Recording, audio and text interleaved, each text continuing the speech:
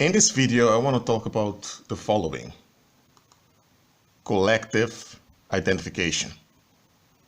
And why am I talking about this is because this is important knowledge. I mentioned before, but maybe I should have expanded more deeply into it. But okay, nevertheless, I'm doing it now. As human beings, we are social creatures. We crave for our a collective identity. We want to belong to something. That's a natural need. There's nothing narcissistic nor anything codependent about it. However, the pagan rulers of this world, they use this against you. And men, I'm talking about the men now who listen to this. Pay attention to what I'm saying. This need to belong is being used against you all the time. Let me give an example. This is a list of the Portuguese kings from 1640 till 1910, when alleged became a republic. And I'm not going to talk much about these guys here because they're sun worshippers, they worship the beast. So let's even hope that they are real men at all, but okay, you get what I'm saying here. I'm not going to praise those blue bloods, but just understand the following: those blue bloods used to be the collective identifier for the people. So within the territory that was called Lusitania, Portugal is a political name, within the area of Lusitania, including the overseas territories of Lusitania, what we together call the Portuguese Empire, you had these quote-unquote men. I'm not even sure if all of them were real men, but they used to be the collective identifiers of the people.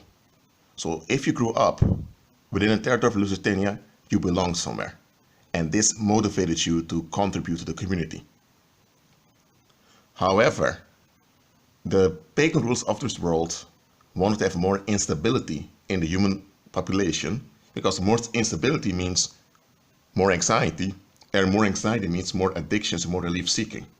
More anxiety also means more violence. So then the excuse, the justification to overrule and to oppress mankind would increase.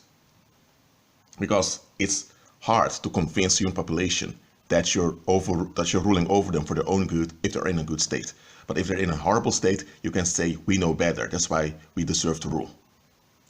Now, the whole idea of empires didn't disappear. It has simply been shifted from personal identifying figures like kings, emperors, and dukes towards this mechanic identification. Yes, those corporations are empires. But these empires are not bound to territory. They're bound to the minds of the people. To have an empire that's bound to a territory is easy. However, if you want to keep the human population in a state of anxiety all the time, then empires bound to the human mind work far more effectively. In order for this to work, you need to convince the men that they are nothing. You need to convince them that all spirit abilities are fantasy and parts of fairy tales. And once you do this, the men feel completely powerless and now become desperate for compensation. And then you give false empowerment to females, and now the females will learn how to exploit men. And men then will think that if they're exploited by a female, at least they have sexual compensation in return, so they're all right. So that becomes what men will look after: sexual compensation. And of course, this is going to be wrong in relationships because the male is not operating as a male. And that's how you create generations of dysfunctional people, dysfunctional families that cannot operate as Christ designed them to operate. So, in the previous empires, you had these personal identifiers that people identified with, whether in a positive or in a negative way, and now they identify with bronze. And this is far, far, far more unstable than this one over here. But because people have much intoxicating compensation like drugs or porn or whatever, they don't see that they are far worse off than their ancestors around 200 years ago. So what do? You see through it. Okay? You acknowledge you are a spirit being. And here's one thing I want to reveal onto you. A very easy thing.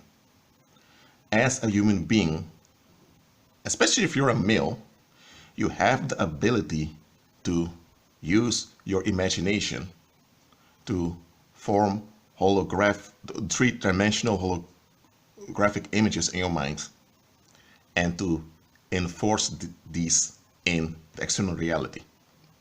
This is not magic. This is not mind wizardry. No, this is just how you are as a spirit being.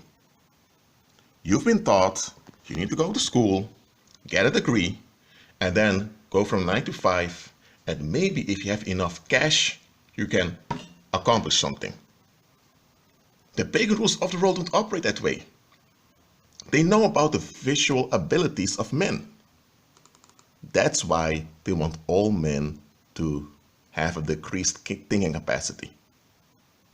And the education system in general favors females at the expense of men and is designed this way to reduce the thinking capacities of men. They want men to be codependent like a little boy onto females. They don't want men to think. And because men don't think, they're trapped by this. So they don't need dynasties, those blue bloods, to sit on thrones anymore. Now the blue bloods are behind the scenes relaxing, and you have actors taking the throne. And most people don't even know who those actors are. And then as a man, you're taught those men that made it are the alpha males. They are the ones that are worthy. You, what did you do? And when you do what those successful men tell you to do, work hard and all of that, you exhaust yourself, you become sick, and you think, what is it worth it? You begin to think very low of yourself, you begin to condemn yourself, you become suicidal. That's the plan. That's the whole plan of all of this.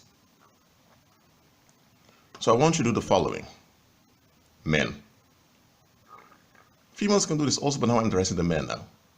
Every morning when you wake up, imagine you have the best day possible and speak out everything you visualize in your mind. Do it. You'll train yourself to see yourself in a positive daylight. You train yourself to see yourself as a potential creature that despite your physical weaknesses, you amount to something. You will unlearn seeking compensation from the world. As long as you have this program of seeking compensation from the world, you're trapped. And there's no benefit in it. So, every day you wake up, take at least 20 minutes to imagine the best day possible, where everything happens your way. Don't think about your bank account. Don't think about who likes you or don't like you. Imagine the best day possible.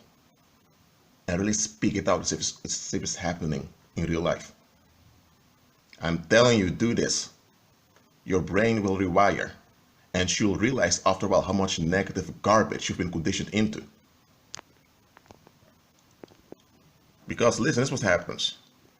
When you don't operate in your spirit abilities, someone else will use these spirit abilities at your disadvantage. That's how it goes in this world. And the pagan rules of the world are using their spirit abilities to project bondage onto you through all those corporations, through all those multinationals. And it works. People fall for it. They become fatalistic, they become suicidal, they become depressed. Not here. Imagine your best day possible every morning. And during the day, begin to do it also. You'll see how things eventually will match what you're thinking. I'm not saying that if you imagine a Lamborghini, the Lamborghini will fall up the sky for you. I'm not talking about that. I'm talking about when you begin to think and regard yourself in a great manner, the way you perceive others, the way you process things will also change. The energetic emission of yours will change also. And you learn to operate as a spirit being. And listen to this. Christ said, God is a spirit, so whoever wants to worship him must worship him in spirit and in truth. Not in soul and in truth, not in brains and in truth, not in body and in truth, but in spirit and in truth.